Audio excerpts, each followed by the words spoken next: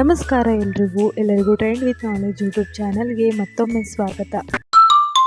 ಸ್ನೇಹಿತರೆ, ಇವತ್ತಿನ ಒಂದು ವಿಡಿಯೋದಲ್ಲಿ ನಾವು BA 4th SEM ಕನ್ನಡ 3ನೇ ಒಂದು ಪಾಠವಾದಂತಹ ಜಗತ್ತು ಕಂಡವರು ಯಾರು, ಈ ಒಂದು ಪಾಠದ ಕವಿ ಪರಿಚಯ ಹಾಗೂ ಒಂದು ಪ್ರಶ್ನೆಗೆ ಉತ್ತರವನ್ನ ಈ ಒಂದು ವಿಡಿಯೋದಲ್ಲಿ ನಾನು ನಿಮಗೆ ತಿಳಿಸ್ಕೊಡ್ತಿದ್ದೀನಿ. ಈ ಹಿಂದಿನ ವಿಡಿಯೋದಲ್ಲಿ ನಾನು ಮೊದಲನೇ ಪಾಠ ಹಾಗೂ ವಚನಗಳ ಪಾಠದ ಕುರಿತು ಸಂಪೂರ್ಣ ಸಾರಾಂಶವನ್ನ, ಕವಿ ಪರಿಚಯವನ್ನ ಹಾಗೂ 1 ಅಂಕದ ಪ್ರಶ್ನೆಯನ್ನ ನಿಮಗೆ ನಾನು ತಿಳಿಸ್ಕೊಟ್ಟಿದ್ದೀನಿ. ಈ ಒಂದು ಪಾಠದಲ್ಲಿ ಮೂರನೇ ಒಂದು ಪಾಠದಂತ ಜಗತ್ತು ಕಂಡವರು ಯಾರು, ಈ ಒಂದು ಪಾಠಕ್ಕೆ ಸಂಬಂಧಪಟ್ಟಂತಹ ಮಾಹಿತಿಯನ್ನ ನಾನು ನಿಮಗೆ ತಿಳಿಸಿಕೊಡ್ತಿದ್ದೀನಿ. ಈ ಒಂದು ಪಾಠದಿಂದ ನಮಗೆ 3 ಪ್ರಶ್ನೆಗಳನ್ನ ಕೇಳ್ತಾರೆ. ಆದ್ರೆ ಈ ಒಂದು ವಿಡಿಯೋದಲ್ಲಿ ನಾನು ಕೇವಲ ಕವಿ ಪರಿಚಯ ಮತ್ತು 1 ಪ್ರಶ್ನೆಗೆ ಉತ್ತರವನ್ನ ಮಾತ್ರ ನೀಡ್ತೀನಿ. ಮುಂದಿನ ಪ್ರಶ್ನೆಗಳನ್ನ ಮುಂಬರುವ ವಿಡಿಯೋದಲ್ಲಿ ನಾನು ನಿಮ್ಗೆ ತಿಳಿಸ್ಕೊಡ್ತೀನಿ. ಹಾಗಾಗಿ ಈ ಒಂದು ಚಾನೆಲ್ನ ಸಬ್ಸ್ಕ್ರೈಬ್ ಮಾಡ್ಕೊಂಡು ಬೆಲ್ ಐಕಾನ್ ಕ್ಲಿಕ್ ಮಾಡಿ ಹಾಗೂ ನಿಮ್ಮ ಅಭಿಪ್ರಾಯಗಳನ್ನ ಕಮೆಂಟ್ ಮೂಲಕ ತಿಳಿಸಿ ಅಂತ ಹೇಳ್ತಾ ಬನ್ನಿ ವಿಡಿಯೋನ ಶುರು ಮಾಡೋಣ. ಈ 3ನೇ ಒಂದು ಪಾಠ ಅಂದ್ರೆ ಜಗತ್ತು ಕಂಡವರು ಯಾರು, ಈ ಒಂದು ಪಾಠವನ್ನ ಬರೆದ ಕವಿಯ ಹೆಸರು ರಂಶ್ರೀ ಮುಗುಳಿ. ಇವರ ಒಂದು ಪೂರ್ಣ ಹೆಸರು ರಂಗನಾಥ್ ಶ್ರೀನಿವಾಸ್ ಮುಗುಳಿ ಅಂತ. ಇವರ ಕಾವ್ಯನಾಮ ರಸಿಕರ ರಂಗ. ಇವರು ಜುಲೈ 15, 1906ರಲ್ಲಿ ರೋಣ ತಾಲೂಕಿನ ಹೊಳೆ ಆಲೂರು ಗ್ರಾಮದಲ್ಲಿ ಜನಿಸ್ತಾರೆ. ಇವರ ವೃತ್ತಿ ಜೀವನ ಅಂದ್ರೆ 1933ರಲ್ಲಿ ಸಾಂಗ್ಲಿಯನ್ ವಿಲಿಂಗ್ಟನ್ ಕಾಲೇಜಿನಲ್ಲಿ ಕನ್ನಡ ಪ್ರಾಧ್ಯಾಪಕರಾಗಿ ವೃತ್ತಿಯನ್ನ ಇವರು ಆರಂಭಿಸ್ತಾರೆ. ನಂತರ ಅದೇ ಒಂದು ಕಾಲೇಜಿನಲ್ಲಿ ಪ್ರಾಂಶುಪಾಲರಾಗಿ ಸೇವೆ ಸಲ್ಲಿಸಿ 1966ರಲ್ಲಿ ನಿವೃತ್ತರಾಗ್ತಾರೆ. 1933ರಲ್ಲಿ ಸೇವೆಯನ್ನು ಆರಂಭಿಸಿ 1966ರಲ್ಲಿ ನಿವೃತ್ತಿಯನ್ನ ಪಡೆದುಕೊಳ್ತಾರೆ.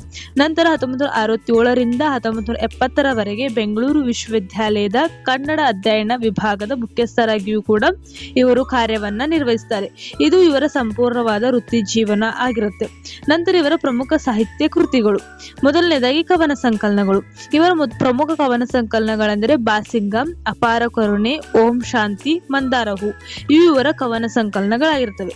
ನಂತರ ಕಥಾ ಸಂಕಲನಗಳು ಕನಸಿನ ಕೆಳದಿ, ವಿತಂತು ವೇಶ್ಯೆ, ನೀರಿನ ನಾಗಪ್ಪ ಹಾಗೂ ಕೂಟ ಪ್ರಶ್ನೆಗಳು ಇವು ಇವರ ಕಥಾ ಸಂಕಲನಗಳಂತ ನಾವು ನೋಡ್ತೀವಿ. ಮೂರನೇದಾಗಿ ಕಾದಂಬರಿಗಳು ಬಾಳೂರಿ, ಕಾರಣ ಪುರುಷ, ಅನ್ಯ ಇವು ಇವರ ಕಾದಂಬರಿ ಕೃತಿಗಳಾಗಿರುತ್ತವೆ. ನಂತರ ವಿಮರ್ಶಾ ಕೃತಿಗಳು ರನ್ನನ ಕೃತಿ ರತ್ನ, ತವನಿಧಿ, ಸಾಹಿತ್ಯ ವಿಮರ್ಶೆಯ ಮಾರ್ಗದರ್ಶಕ ಸೂತ್ರಗಳು, ಕನ್ನಡ ಸಾಹಿತ್ಯದಲ್ಲಿ ಸರಸ್ವತಿ ದರ್ಶನ ಇವು ಇವರ ವಿಮರ್ಶಾ ಕೃತಿಗಳು. ನಂತರ ಸಂಶೋಧನಾ ಗ್ರಂಥ ಕನ್ನಡ ಸಾಹಿತ್ಯ ಚರಿತ್ರೆ ಇದು ಇವರ ಅತ್ಯಂತ ಪ್ರಮುಖ ಹಾಗೂ ಮೈಲುಗಲ್ಲು ಎನ್ನಬಹುದಾದಂತಹ ಕೃತಿ ಯಾವುದು, ಕನ್ನಡ ಸಾಹಿತ್ಯ ಚರಿತ್ರೆ. ನಂತರ ಪ್ರಬಂಧ ಕೃತಿಗಳು ನಾಮಧಾರಿ, ಮನೋರಾಜ್ಯ, ಧನಂಜಯ, ಮಾತೆಂಬುದು ಜ್ಯೋತಿರ್ಲಿಂಗ, ಕನ್ನಡದ ಕರೆ ಇವು ಇವರ ಪ್ರಬಂಧ ಕೃತಿಗಳಾಗಿವೆ. ಈ ಇವರ ಪ್ರಮುಖ ಕೃತಿಗಳು ಹಾಗೂ ಕಥಾ ಸಂಕಲನಗಳು, ಕಾದಂಬರಿಗಳು. ನಂತರ ಇವರಿಗೆ ಲಭಿಸಿದಂತಹ ಪ್ರಶಸ್ತಿ ಮತ್ತು ಗೌರವಗಳು, ಮೊದಲನೇದಾಗಿ ಸಾಹಿತ್ಯ ಅಕಾಡೆಮಿ ಪ್ರಶಸ್ತಿ. ಇವರ ಕನ್ನಡ ಸಾಹಿತ್ಯ ಚರಿತ್ರೆ ಗ್ರಂಥಕ್ಕೆ 1956ರಲ್ಲಿ ಕೇಂದ್ರ ಸಾಹಿತ್ಯ ಅಕಾಡೆಮಿ ಪ್ರಶಸ್ತಿ ಇವರಿಗೆ ಲಭಿಸುತ್ತದೆ. ನಂತರ ಪುಣೆ ವಿಶ್ವವಿದ್ಯಾಲಯವು ಇವರಿಗೆ ಡಿಲೀಟ್ ಪದವಿಯನ್ನು ನೀಡಿ ಗೌರವಿಸುತ್ತದೆ. ನಂತರ 1963ರಲ್ಲಿ ತುಮಕೂರು ಜಿಲ್ಲೆಯ ಸಿದ್ಧಗಂಗಾದಲ್ಲಿ ನಡೆದ 44ನೇ ಕನ್ನಡ ಸಾಹಿತ್ಯ ಸಮ್ಮೇಳನದ ಅಧ್ಯಕ್ಷರಾಗಿಯೂ ಕೂಡ ಇವರು ಅಧ್ಯಕ್ಷತೆಯನ್ನು ವಹಿಸಿಕೊಂಡಿದ್ದರು. 4ನೇದಾಗಿ ಇತರೆ ಸದಸ್ಯತ್ವ ಇವರು ಕೇಂದ್ರ ಸಾಹಿತ್ಯ ಅಕಾಡೆಮಿ ಸದಸ್ಯರಾಗಿಯೂ ಕೂಡ ಕಾರ್ಯವನ್ನ ನಿರ್ವಹಿಸಿದ್ದಾರೆ. ಪ್ರಸ್ತುತ ಈ ಪಠ್ಯ ಭಾಗವನ್ನು ಅಂದ್ರೆ ಜಗತ್ತು ಕಂಡವರು ಯಾರು ಎಂಬ ಈ ಪಠ್ಯ ಭಾಗವನ್ನ ರಂಶ್ರೀ ಮುಗುಳಿಯವರ ಸಮಗ್ರ ಸಾಹಿತ್ಯ ಸಂಪುಟ 1ರಿಂದ ಆಯ್ದುಕೊಳ್ಳಲಾಗಿದೆ. ಇದು ಇವರ ಸಂಪೂರ್ಣ ಕವಿ ಪರಿಚಯ. ರಂಶ್ರೀ ಮುಗುಳಿಯವರ ಸಂಪೂರ್ಣವಾದಂತಹ ಕವಿ ಪರಿಚಯ ಇದಾಗಿತ್ತು. ಜಗತ್ತು ಕಂಡವರು ಯಾರು, ಈ ಒಂದು ಗದ್ಯದ ಮೊದಲ ಪ್ರಶ್ನೆ, ಲೋಕದ ದೃಷ್ಟಿಯಲ್ಲಿ ಜಗತ್ತು ಕಂಡವರು ಯಾರು ವಿವರಿಸಿ. ಈ ಒಂದು ಪ್ರಶ್ನೆಗೆ ಯಾವ ರೀತಿ ಅರ್ಥಪೂರ್ಣವಾದಂತಹ ಉತ್ತರವನ್ನು ಬರಬೇಕು ಅಂದ್ರೆ ಮೊದಲನೇದಾಗಿ ಪೀಠಿಕೆ. ಪ್ರಸ್ತುತ ಗದ್ಯ ಭಾಗವು ಲಲಿತ ಮತ್ತು ವಸಂತರ ನಡುವಿನ ಗಹನವಾದ ಸಂವಾದವಾಗಿದೆ.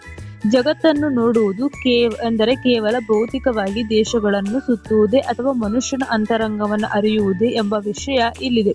ಈ ಪ್ರಸ್ತುತ ಗದ್ಯ ಭಾಗ ಲಲಿತ ಮತ್ತು ವಸಂತ ಎಂಬ ಇಬ್ಬರ ಸ್ನೇಹಿತರ ನಡುವಿನ ಸಂವಾದವನ್ನ ಸೂಚಿಸುತ್ತದೆ.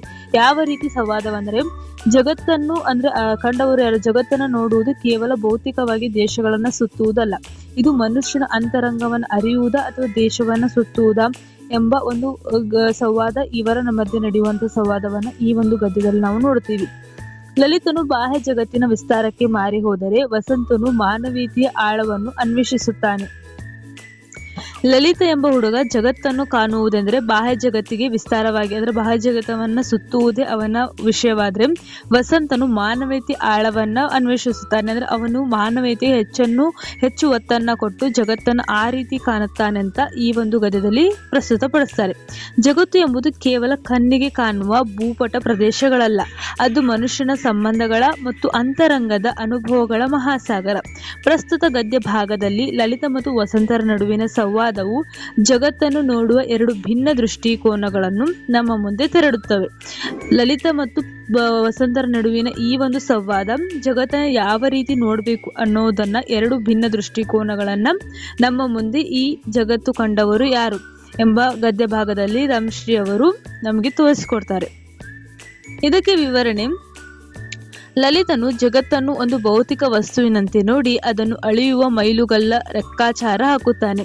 ಅವನ ಪ್ರಕಾರ ಸಾವಿರಾರು ಮೈಲಿ ಪ್ರಯಾಣ ಮಾಡಿ ನಾನಾ ದೇಶಗಳನ್ನು ಸುತ್ತಿ ಅಲ್ಲಿಯ ವಿಚಿತ್ರ ಆಚಾರ ವಿಚಾರಗಳನ್ನು ಕಣ್ಣಾರೆ ನೋಡುವುದೇ ಜಗತ್ತನ್ನು ಅರಿಯುವ ಏಕೈಕ ದಾರಿ.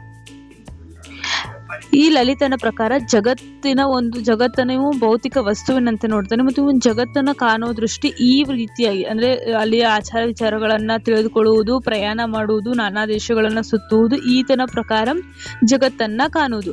ಇವನು ಒಬ್ಬ ವರ್ಲ್ಡ್ ಟ್ರೂಟರ್ ಅಥವಾ ಜಗತ್ತನ್ನು ಸುತ್ತುವವನಾಗುವ ಹಂಬಲ ಹೊಂದಿದ್ದು ತನ್ನ ಕಾಲಿನ ಕೆಳಗೆ ಜಗತ್ತಿನ ಮೂಲೆ ಮೂಲೆಗಳನ್ನು ಭರಿಸಬೇಕೆಂದು ಬಯಸುತ್ತಾನೆ.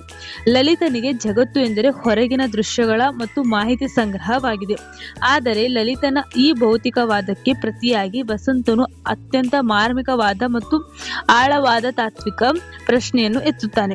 ವಸಂತನ ಪ್ರಕಾರ ಕೇವಲ ದೇಶ ಸುತ್ತುವುದರಿಂದ ಜಗತ್ತು ಅರ್ಥವಾಗುವುದಿಲ್ಲ. ಅವನು ಹೇಳುವಂತೆ ನಮ್ಮ ಕರ್ನಾಟಕದ ಪ್ರತಿಯೊಂದು ಊರಿನಲ್ಲೂ ಜಗತ್ ಸಂಚಾರಿಗಳಿದ್ದಾರೆ.